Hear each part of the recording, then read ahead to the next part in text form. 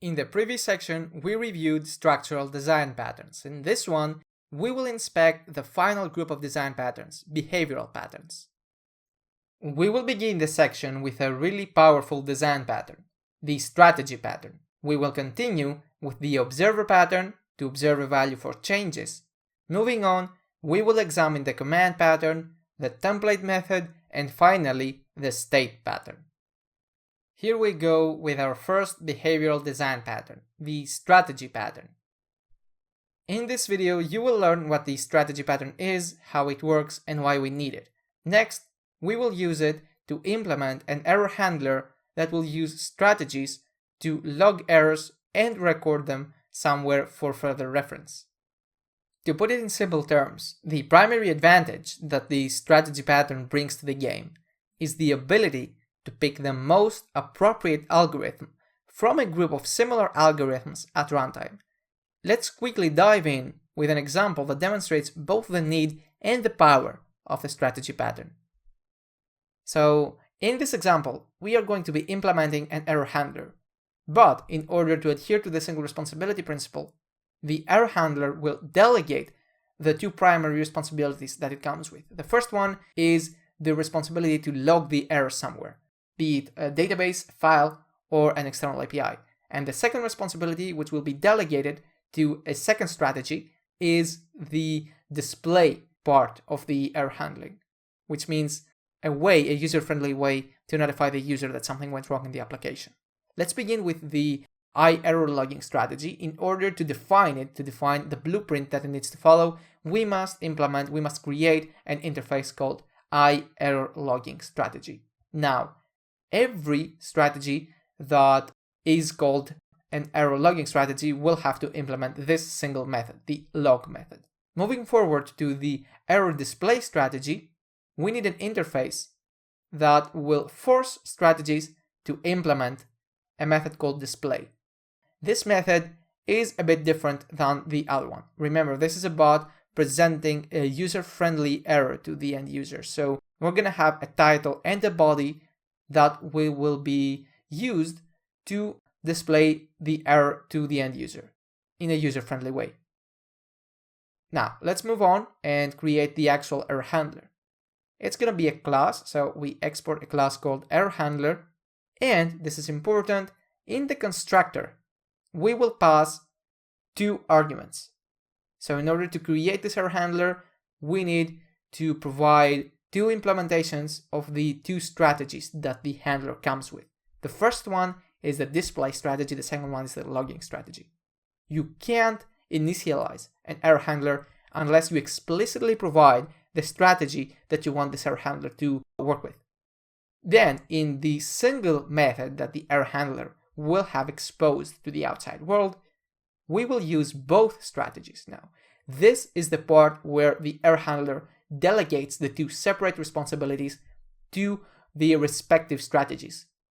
We take the title and the body from the handle method, and we feed them to the display strategy, and we take the third argument, which is the error itself, and we feed it to the logging strategy so that it will be logged. We don't care about where it will be logged. This is not the responsibility of the error handler.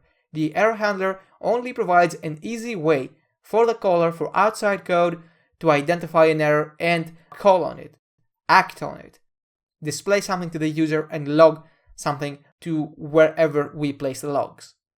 Now, let's create some concrete implementations of those strategies. First, I'm going to create a console error display strategy. As you might have guessed it from the name, this strategy will log errors to the console. So it implements the error display strategy, and if I click Ctrl dot on my keyboard, I can see that VS Code will provide a mock implementation of the display method. In here now, we can use Chalk. Chalk is an NPM package used for coloring parts of the command line. Therefore, we are going to use the console, we are going to log the error to the console, but we want it to have a color different than the typical white that appears in black terminals. So we can do something like this. We can place the title first, followed by the body, and they can have different colors. Let's import chalk and see it in action. So I'm going to say import chalk from the library called chalk, from the chalk package, and then let's get back to the display method and call chalk red for displaying the title in color red, and chalk.blue for displaying the body of the message in the color blue. That's enough for the console error display strategy. We are trying to keep it simple so that you understand the steps that you need to take in order to implement the strategy pattern. The next part will be to create a logging strategy. We're gonna go with file logging, since again, this is the simplest form of logging you can have, besides simple console logging, but we're talking persistence here. We want to store the errors somewhere that can be retrieved by the developers or the user themselves, and they can help in providing support or debugging. So the file error logging strategy will implement the log error method. Notice that since most of the time when you do logging, you have asynchronous operations. You may be writing to a file or to a database, it doesn't matter. We're going to use the fs package here. But in all cases, you usually have to return a promise. That is why we provisioned to include a promise return value when we defined the interface itself. That way, we don't have to go back to the interface and switch it up to fit with the actual implementation. Remember, this is a bad practice. If you happen to have to change the interface because it must adhere to a need you have in your actual implementation, this is a bad practice and you should avoid it. Now, in here, I'm going to append the errors because when you are logging, you don't want to override the file for every single error. You want to have a place where you store all of your errors in case they are somehow related. Therefore, I'm going to use the append file method in the file streaming package that comes with Node.js. If this fails, we have a callback that is provided with a single argument stating if we had an error or not. So if we have an error, we want a promise to reject, but we don't yet have a promise. So we need a new promise, and it seems like it doesn't recognize promises. If you face an issue like that, you have to go to your tsconfig file and make sure that you include ECMAScript 6 ES 2015 to the libraries array. Now promises are recognized by VS Code and we are allowed to continue.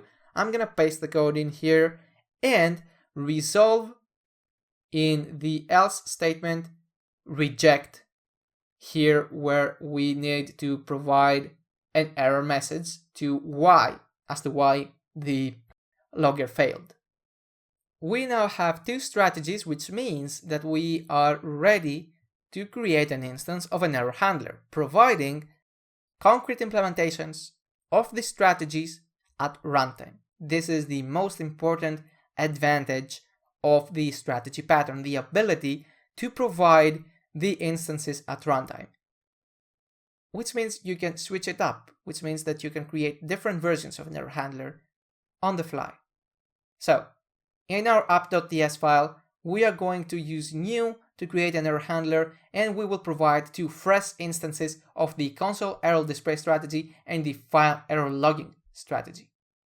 Next, let's simulate a use case of the error handler.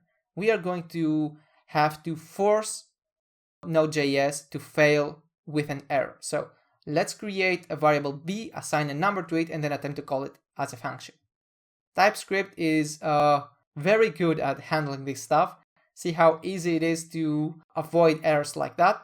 So I'm gonna have to place a type of any on b so that we can call it as a function and bypass any compile time errors. Of course, this will not stop the runtime error, which means that we have to somehow handle it. We will pass the error object to error handler so that it can use the logging strategy to log it, and we will also provide a title and a message to the handler, and the handler will then later delegate the responsibility of handling these two last parameters to the display strategy.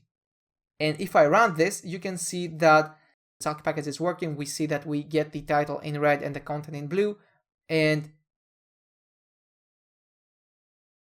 it seems like the error.log file doesn't work. Yeah, the error logging failed. But if we create the file and try again, let me try a couple of times just to fill the error log. Oops, it seems that we have to make one more modification. We need to go back to our error logger and introduce a new line here, something like this. We provide the error without changing a bit of it, but we also introduce a new line. Therefore, if we now run it a couple of times, you can see that we get the errors in separate lines. Now, you could also add something like the current date in your logger. So each line will have the exact date where this happened. This is a very common practice when we're talking about loggers.